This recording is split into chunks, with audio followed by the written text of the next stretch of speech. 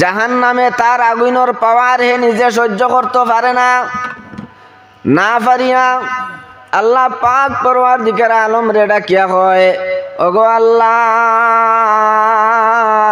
তুমি তোমার হুকুম করছো, যার কারণে আমি জাহান্নাম রে বানাইছো, কিন্তু এমন একটা আগুন, এমন আগুনের পাওয়ার, এমন আগুনের তাপ আমি নিজে আমারে সহ্য করতাম পারিয়া না। অতএব রব্বুল আলামিন আমার এমন একটা ব্যবস্থা দেউকা, যে ব্যবস্থা দেওয়ার কারণে আমার আগুনের যে তাপ, এই তাপগুলা কিছু হালকা হয়। তখন আল্লাহ পাক পরওয়ারদিগার আলমে জাহান্নাম রে দুইটা শ্বাস ফালাইবার সুযোগ দিলা। অর্থাৎ জাহান্নাম রে হুকুম দিলা আল্লাহ তাআলা, তুমি একবার শ্বাস ছাড়বাই আর একবার শ্বাস গ্রহণ করবাই, এই দুইটা সুযোগ দিলা। যখন জাহান্নামে হইল আমি আমার তাপ সহ্য করতাম পারিয়ার না, আমারে সামান্য ঠান্ডা হইবার ব্যবস্থা দেউকা, মানে হালকা হইবার ব্যবস্থা দেউকা, তখন আল্লাহ তাআলা সুযোগ দিলা জাহান্নাম রে যে তুমি একবার শ্বাস ছাড়বাই আর একবার শ্বাস গ্রহণ করবাই। তখন জাহান্নামে আল্লাহ পাক পরওয়ারদিগার আলমে হুকুমে শ্বাস ছাড়ে আর শ্বাস গ্রহণ করে। যে জিনিসটা আমরা প্রত্যেকে জানি, মানে প্রত্যেকে বুঝি অনুভব করি, কেউ হয়তো জানি আবার কেউ আমরা জানি না। এই জাহান্নামে যখন শ্বাস ছাড়ে তখন এই পৃথিবীর মধ্যে গরম খাল তৈরি হয়। জাহান্নামে যখন শ্বাস ছাড়ে তখন পৃথিবীর মধ্যে গরম কাল, অর্থাৎ 6 মাস গরম আর 6 মাস ঠান্ডা। বৎসরের মধ্যে যে আমরা পাই 6 মাস গরম আর 6 মাস ঠান্ডা, এটা আয় হয়ে থাকি জাহান্নাম তাকিয়া। অর্থাৎ জাহান্নামে যখন শ্বাস ছাড়ে তখন দুনিয়ার জমিনের মধ্যে একটানা 6 মাস গরম থাকে, হুকা সুবহানাল্লাহ। আর যখন জাহান্নামে শ্বাসটারে কিতা করে গ্রহণ করে টান দেয়, ভিতর দিকে নেয়, তখন পৃথিবীর জমিনে একটানা 6 মাস শীতকাল থাকে, সুবহানাল্লাহ। তো যাই হোক, আমার বুজুর্গ হল, আমরা রে আল্লাহ রব্বুল ইজ্জতে এই পৃথিবীর জমিনের মধ্যে ফাটাইছেন এবং আমরার পিছনে বিভিন্ন সময়ে নবী হল, রসুল হল ফাটাইছেন। আর কিতা দিছেন, আমরার কোরআনে করিম মুহাম্মদুর রাসূলুল্লাহ সাল্লাল্লাহু আলাইহি ওয়াসাল্লামের উপরে কোরআনে করিম নামে যে কিতাব, এই কিতাব ইকান নাজিল করছেন, করিয়া জানাইয়া দিছেন যে আমরা কিতা যারা বিশ্বনবী মুহাম্মদুর রাসূলুল্লাহ সাল্লাল্লাহু আলাইহি ওয়াসাল্লামের উপরে ঈমান আনবায় আর আল্লাহ পাক পরওয়ারদিগার আলম রে এক আল্লাহ বলিয়া বিশ্বাস করবায়, তোমাতানোর উপরে বিভিন্ন দায়িত্ব আইয়া উপস্থিত হয়ে গেছে। দায়িত্ব কি? এই দায়িত্ব সম্পর্কে আমি আপনার সামনে এক হাদিস তিলাওয়াত করছি। হাদিসটা কি সামান্য আলোচনা করমু। আমার আলোচনা এটা আপনার আর বালা লাগতো না, ঠিক আছে, দূরই তাকিয়া বক্তা হল আইসইন আলোচনা করবা, আর আমারও সামনে মানুষ না থাকলে ওয়াজ করার মতো, মানে ওয়াজ করতে আরাম লাগে না, ওয়াজ আয়ও না।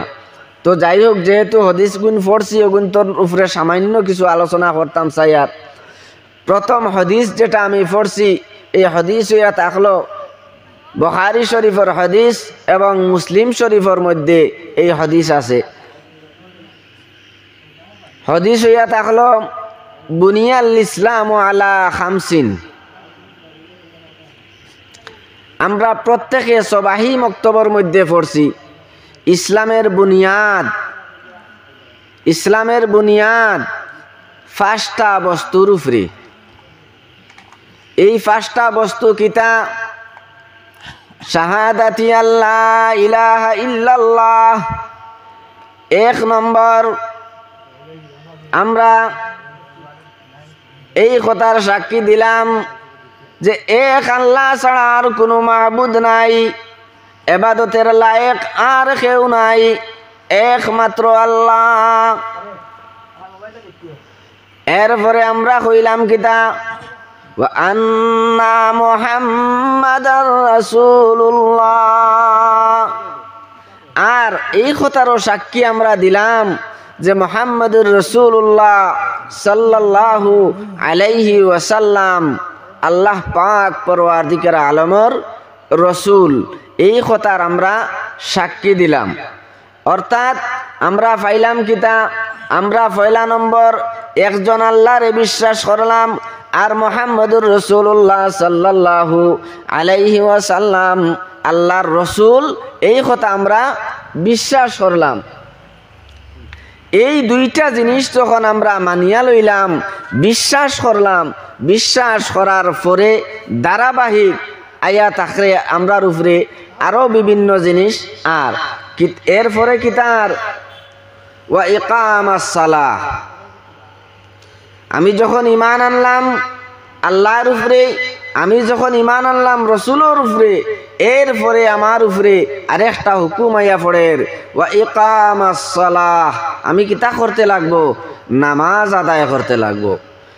এরপরে আমি যখন নামাজি হইমু, নামাজ আদায় করমু, নামাজের পরে আমার লগে আরেকটা হুকুম আল্লাহ তাআলা লাগাইয়া দেরা, এটা কিতা, ওয়া ইতাইজ যাকাহ।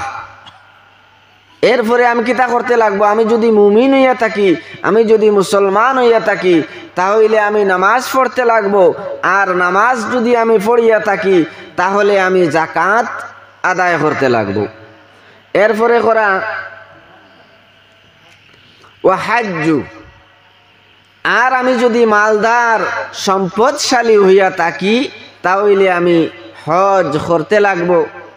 এরপরে কিতা, আমি যদি হজ করিয়া থাকি, মুসলমান হই যাই, যদি মুসলমান হইয়া থাকি, নামাজ যদি পড়িয়া থাকি, হজ যদি করিয়া থাকি, যাকাত যদি আমি দিয়া থাকি, হাদিসের ভাষা অনুযায়ী আমি কইয়ার যে এরপরে আল্লাহ রসুল সাল্লাল্লাহু আলাইহি সাল্লামে করা, তখন আমার দায়িত্ব কি, আমি ওয়াসাউমু রমাদান, আমি রমজান শরীফের রোজা রাখতে লাগবো।